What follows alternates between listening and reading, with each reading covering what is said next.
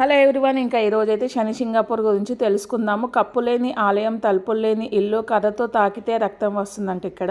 ఇంకా మహారాష్ట్రలోని అహ్మద్నగర్ జిల్లాలో ఉన్న శని సింగనాపూర్ శని దేవునికి అంకితం చేయబడిన ఒక ప్రసిద్ధి హిందూ దేవాలయం. ఇక్కడ పైకప్పు లేకుండా ఆలయం 5.5 అడుగుల నల్లరాతి విగ్రహాన్ని పూజిస్తారు. ఇక్కడ ప్రత్యేకత ఏమిటంటే శని దేవుని రక్షణపై ఉన్న ప్రగాఢ విశ్వాసం కారణంగా ఈ గ్రామంలోని ఇళ్లకు తలుపులు కానీ తాళాలు కానీ ఉండవు. దర్శన సమయం అయితే ఇక్కడ ఉదయం 5:30 నుంచి సాయంత్రము 7:30 వరకు ఉంటుంది.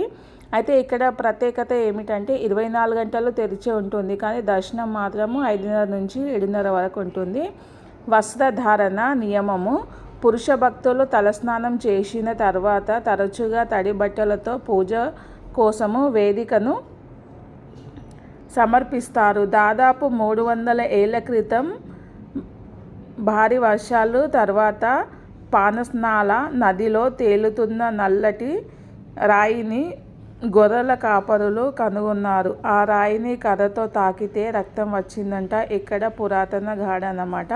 ఇంకా ఈరోజైతే మేము శని సింగాపూర్కి అయితే వచ్చాము. ఇంకా ప్రత్యేకత అయితే తెలుసుకుందాం కదా. ఇక్కడైతే చాలా ఇళ్ళకు అయితే కప్పులు లేవు, అలాగే తలుపులు కూడా లేవన్నమాట. ఇంకా గుడి అయితే ఈ మధ్య కాలంలోనే బాగా డెవలప్మెంట్ అయితే అయ్యింది. టెంపుల్ అయితే చాలా పెద్దగా అయితే కట్టారు. ఇంకా మేమైతే నైట్ 1:30కి అయితే దర్శనం అయితే వేసుకున్నాము. ఎందుకు నైట్ 1:30కి వేసుకున్నామంటే నెక్స్ట్ డే మార్నింగ్ మనకు అమావాస్య కాబట్టి టెంపుల్ బంద్ ఉంటుంది అనేసి ఇంకా నైట్ అయితే దర్శనం చేసుకున్నాము. ఇంకా మేము నైట్ అక్కడికి వెళ్తే ఇంకా గుడి బంద్ ఉంటుంది కాబట్టి అనుకున్నాము. ఇంకా అలా కాదు, రేపు అమావాస్య అనేసి గుడి ఓపెన్ ఉంటుంది అని చెప్తే ఇంకా మేమైతే దర్శనం అయితే వేసుకున్నాం. దర్శనం అయితే చాలా అంటే చాలా బాగా జరిగిందన్నమాట. జనాలు అయితే లేరు.